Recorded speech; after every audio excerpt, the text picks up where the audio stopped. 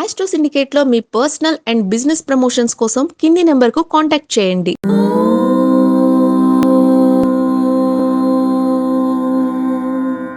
ఓం శ్రీ గురుభ్యో నమః. హరి ఓం.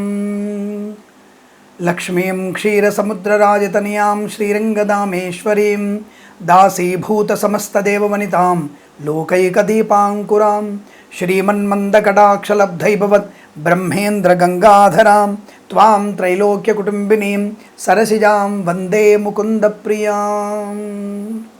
అందరికీ నమస్కారం. సమస్త సన్మంగళాని భవంతు.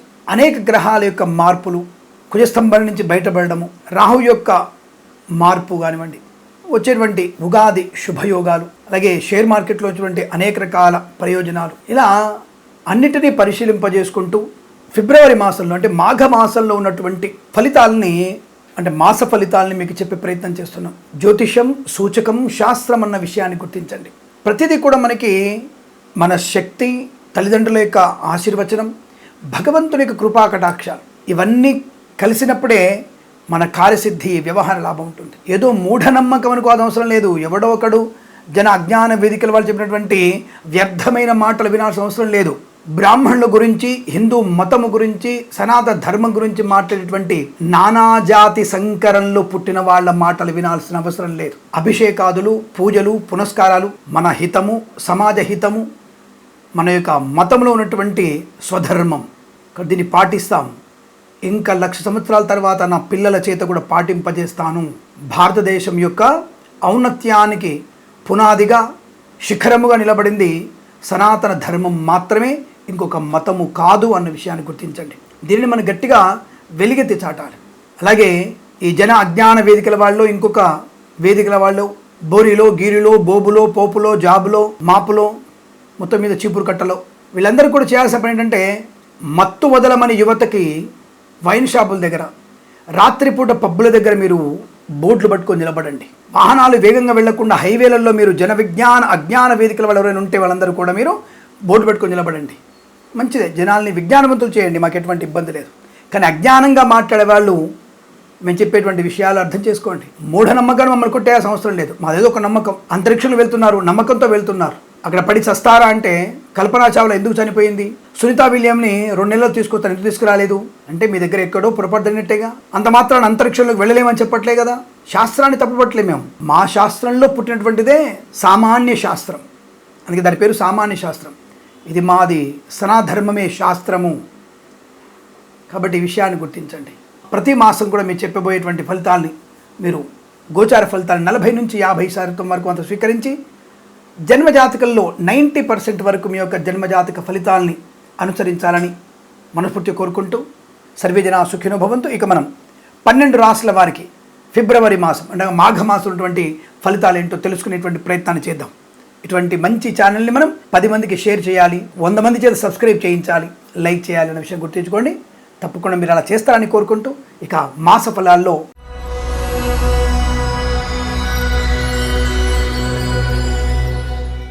2025 మాఘమాసం అనగా ఫిబ్రవరి మాసంలో కుంభరాశి వారికి ఉన్నటువంటి ఫలితాలు ఏమిటి? మొదటి వారం ఎలా ఉంది? ఏమైనా అదృష్టం కలిసి వచ్చేందా గురుగారు అంటే యావరేజ్ ఫలితాలు, మధ్యస్థంగా ఉంది. రెండవ వారంలో భయంకరమైనటువంటి ఇబ్బందులు ఉన్నాయండి, జాగ్రత్త పడాలి. Share market, speculation, communities, crypto currency, bitcoins, లాటరీలు, జూదం వల్ల కూడా రెండవ వారంలో పెట్టుబడి పెడితే ఏమాత్రం మీకు తిరిగి వచ్చే అవకాశం లేదు. తస్మాత్ జాగ్రత్త. మరి స్వామి 3వ వారంలో నేను పెట్టవచ్చా స్వామి? పర్వాలేదు, దీర్ఘకాలికమైన పెట్టుబడి పెట్టండి. లాటరీలకి, జూదానికి దూరంగా ఉండండి.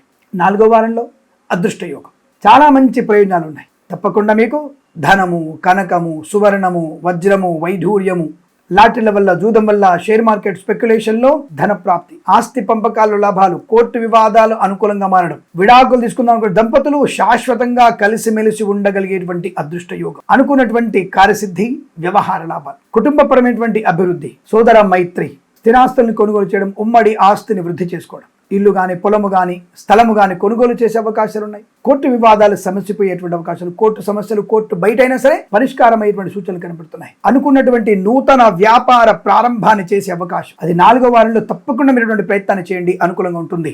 మొదటి వారంలో, 2వ వారం, 3వ వారం పెద్దగా కొత్త వ్యాపారాన్ని ప్రారంభించే అవకాశం లేదు. 2వ వారం అసలు ప్రారంభం చేయదు. సినిమా రంగ వ్యాపారం కూడా 1వ వారం పర్వాలేదు, అంటే కొత్తగా సినిమా ప్రయాణాన్ని చేయండి. 3వ వారం పర్వాలేదు, నిర్మాణ రంగంలో లేదా విడుదల కార్యక్రమం చేయండి. 4వ వారం సినిమా ప్రారంభం చేసినా మంచిదే, సినిమా విడుదల చేసినా కూడా మీకు మంచిదే. ఎక్కడ స్వామి, పరీక్షల సమయం కదా.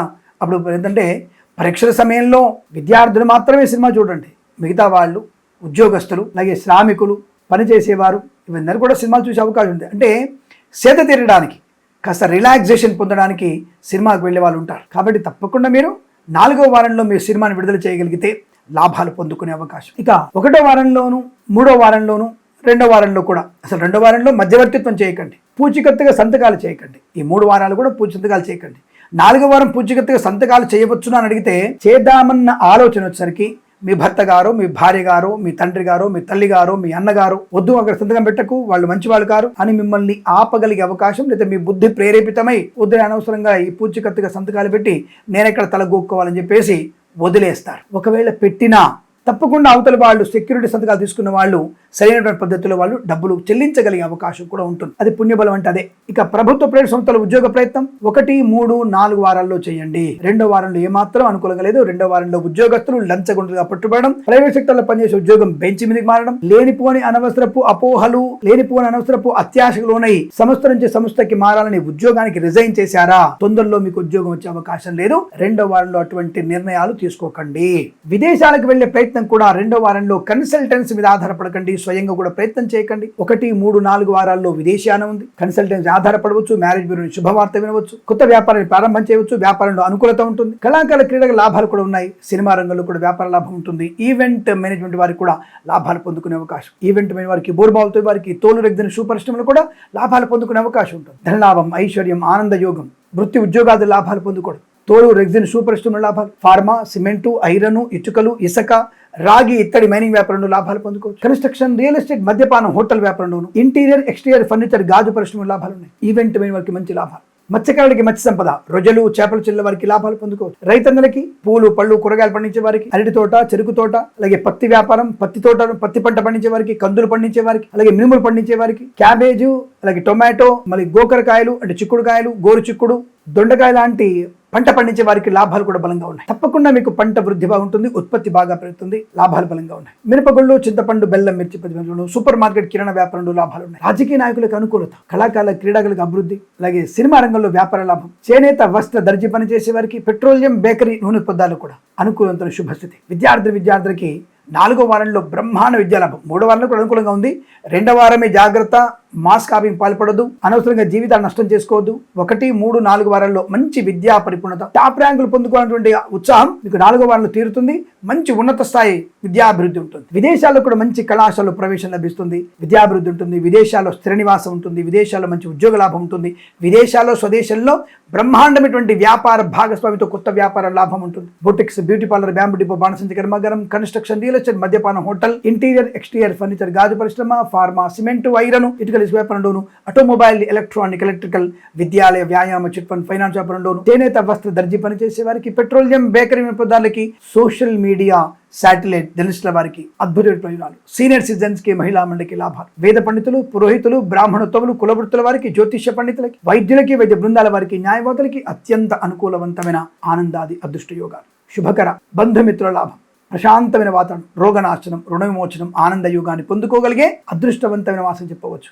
2వ వారం మాత్రమే జాగ్రత్త, పనికిమాల ప్రసంగాలు చేయకండి, అక్రమ సంబంధాలు నష్టాన్ని కలిగిస్తాయి. ప్రభుత్వ ఉద్యోగస్తులు జాగ్రత్త, అలాగే ప్రేమ కలాపాల నష్టాన్ని కలిగిస్తాయి. విద్యార్థులు అనవసర ఇబ్బందులు, ఐఎల్స్, జిఆర్ఈ 2 లాంటి పరీక్షలు ఉంటే మాత్రం తప్పకుండా అధిక శ్రమ, ఏకాగ్రత ఉంటేనే అరుదు పరీక్షలు రాయండి. ఆ వారంలో తప్పనిసరిగా మీరు జన్మజాతకాన్ని చూయించుకునే ప్రయత్నం చేయాలి. 2వ వారంలో ముఖ్యమైనటువంటి కార్యక్రమాలు చేయాలనుకుంటే జన్మజాతకాన్ని చూసుకొని తగిన పరిహారాలు చేసుకొని మీరు అటువంటి ప్రయత్నం చేస్తే విజయ పరంపర కొనసాగుతుంది. తప్పనిసరిగా మీరు భగవద్గీత పారాయణం 18 అధ్యాయాలు చదవండి, లక్ష్మీ అష్టోత్తరాన్ని చదువుకోండి, అలాగే శుక్రగ్రహ, బుధగ్రహ అష్టోత్తరం చదువుకుంటూ ఎవరికైనా అలసందలు అనగా బొబ్బర్లు, పెసర్లు దానంగా ఇవ్వడం వల్ల మంచి ప్రయోజనాన్ని పొందుకుంటారు. ఈ మాసం, ప్రతి మాసం కూడా అష్టైశ్వర్య, ఆనందాది శుభయోగాలు మాత్రమే పొందాలని కోరుకుంటూ సర్వేజన సుఖినో భవంతు.